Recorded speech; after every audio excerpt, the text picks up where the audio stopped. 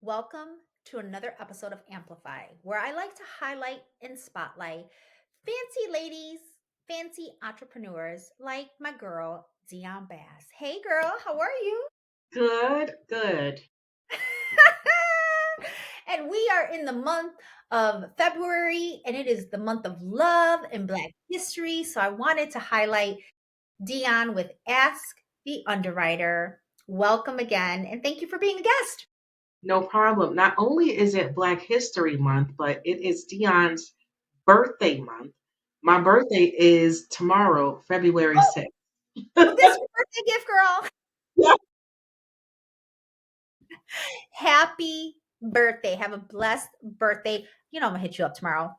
But let's go ahead and get started. Ask the Underwriter. Well, I just saw you a couple of weeks ago in Orlando, and I was very proud of you. You had like this whole boot camp session, you had this Nice. big room, you had a lot of people. I came and I strolled in. I'm sorry it's a little late. I do All live good. not too All far, but good. I'm still late. And you did an amazing job. So kudos and congratulations. Thank you. You're welcome. So, ask the underwriter, how did you get that idea? So, a long time ago, when people lived in what we used to call cubicle cities, you would go into these office spaces and there would be cubicles as far, you're cracking up, as far as the eye could see. Okay. Yes. And in the very, very back of this cubicle city, there were these walls that were taller than everybody else's walls. Okay. Well, that's where they put the underwriters. So all around were the offices, those were the managers and all that stuff. In the middle were the worker bees, the salespeople, and then Okay. all the way in the back in the higher cubicles were the underwriters. Here's the thing. When you were in these cubicle cities, you actually believed that you were in a room. And so you would have conversations forgetting that you're laughing because you know I'm telling the truth. And so, look, we would be in the back and we would hear everything that everybody was saying. And they'd be like, I don't know, go ask the underwriter. I don't know. Did you ask the underwriter? And I'm telling you, that term has rolled in my head for like just years and years. And so I moved to Georgia in 2004 and I Okay. had my second child. And so I was like, I'm gonna have to take Ask the Underwriter online. Hmm. Except it wasn't called Ask the Underwriter back then. I'm not gonna tell you what it was called now. Okay. But so what I ended up doing was I created an online company, and this was before it was like affordable right now. I actually searched the internet until I found a company, gosh, dare I say it, in Russia that Ooh, sold me a LMS. Because remember, you used to be able to buy those templates? I yeah. bought a template for $300. These templates were like $40,000. Like if you bought them now, the Kajabis and stuff. Yeah. So I had an online site, an online learning site all the way back in 2005.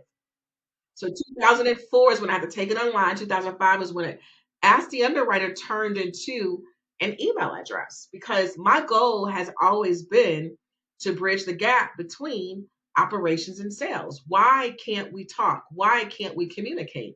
Which is why I created the email address, Ask the Underwriter at quote unquote my company name was. Okay. So as soon as I moved to Georgia and had a baby, the industry imploded.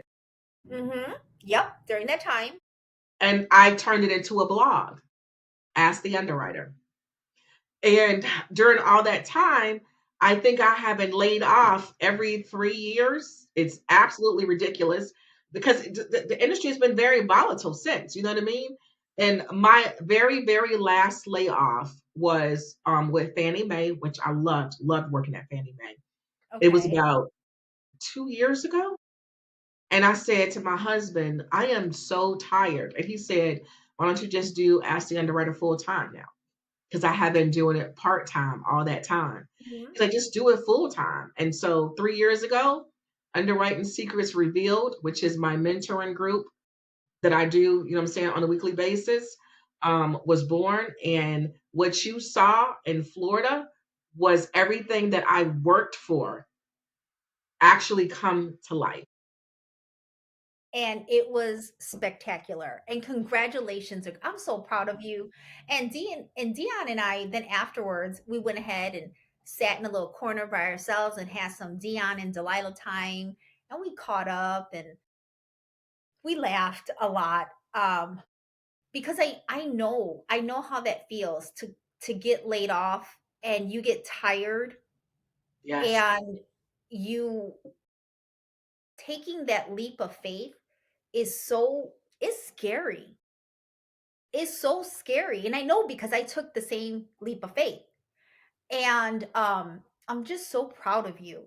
And I saw what you were doing and I saw how you engaged with the attendees of that session and how you answered I mean, I was just so impressed cuz we both come from that mortgage world, right? And you're right. Back in the day, we had those cubicles. They swear they had like roofs and doors, but you could hear everything. But apparently, they didn't think we could hear everything. Yes. But I love the fact that you took something, right? A kind of experience, and you turned it to something that educates the community, and you went through, like, several transitions. Whew. I like that you transitioned it, like, it started off email and then, a blog, and finally, a couple of years ago, you went and just took it to the next level. Um, what made you execute it? So I've always trained. Okay. And I'm like, even back when it was an email, that was the email side of it, but I still had my classes on there. But my passion, and I know my auntie June is gonna see this and she's gonna laugh when I say this, but Hey, you know, Auntie. we don't listen to our parents, or in my case, my aunties.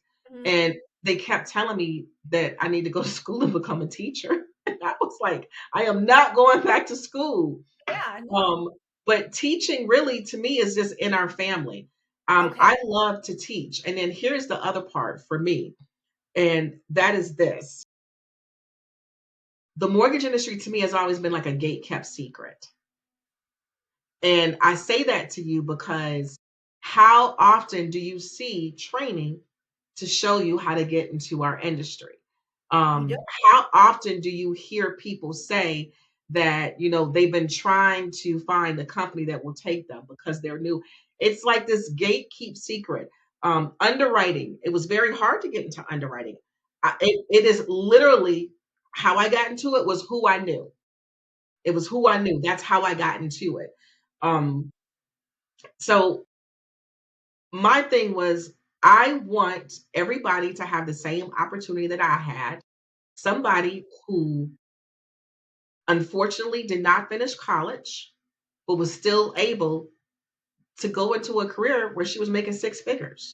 Yeah. It is possible in our It is industry. absolutely possible, whether you're a processor, whether you are a underwriter, whether you are an originator. This industry right here does not require a degree, but you Mhm. can still make a nice living. Yeah. And I just wanted, this is what they kept telling me. Oh, no, you can't be an underwriter because underwriters have to have degrees. So it's okay for me to process, it's okay for me to sign off on conditions. It's okay for me to send a file that was great to an underwriter and it closed right away, but I couldn't be the one to underwrite it. Mhm. It Can was I okay for No, no, no. Can I say something? uh-huh. I'm feeling spicy. And where are those underwriters now? Like, Exactly. who has those jobs now? Yes. Yes. It's multiplied over the years, but that's because we've been sharing information.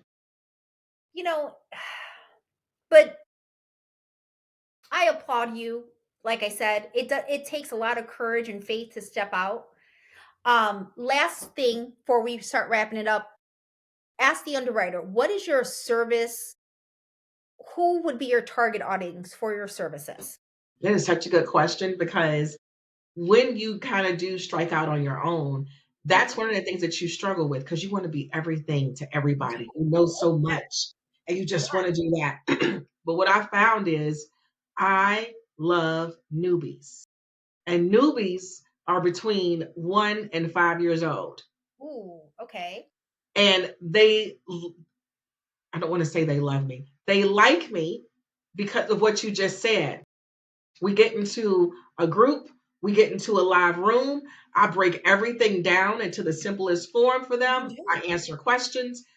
Listen, if you want to irritate me, put me into a training class and tell me that I can't ask you any questions. So, what am I here for? I Yeah. like for my people to engage. I don't know if you're following me if you're not talking, if you're not asking me questions. And so I like the newbies, the people who are new to originating, new to processing, um, new to being a loan partner. And then where my seasoned people come in at is they're the ones that come to me for specialized training, self-employed borrower income, wage earner income, FHA, just the other different programs, USDA, the specialized programs is where they fit in. But Okay. newbies are my hotspot, and I've They got also enterprise packages for companies that have newbies. And you guys can thank Delilah for that because between her and Julie Yarborough, oh, they got me straight. You are welcome. And just know, um, I love you and I'm very proud of you. And I am a cheerleader for Ask the Underwriter. And I'm looking forward to seeing you. I might crash whatever you're coming to this Saturday and here in Orlando. I might crash it. I'm gonna need some coffee and food, but I might crash it. I love you. I love you too, sis. I thank you. It's it's been like my auntie June is probably like one of my biggest giantess cheerleaders. I know that's not a word. She's gonna kill me for saying that. But just always encouraging me, always pushing me, Yeah. always telling me, keep going. I don't care how you feel, keep going. But it's always great when I meet somebody that's not my auntie, like you, like Julie Yarville, like Chris with a K. It's always great to meet those kind of people that feel the same way that my auntie do. So know that I love you too. I appreciate you so much. You are welcome. And I will end it here. Um, Birds of a feather flock together. Show me your friends, and I'll show you who you are. And you're part of my taco tribe. I So, appreciate it. so thank you for watching another episode of Amplify. This is Black History and the Month of Love edition. Thank you for watching. Bye.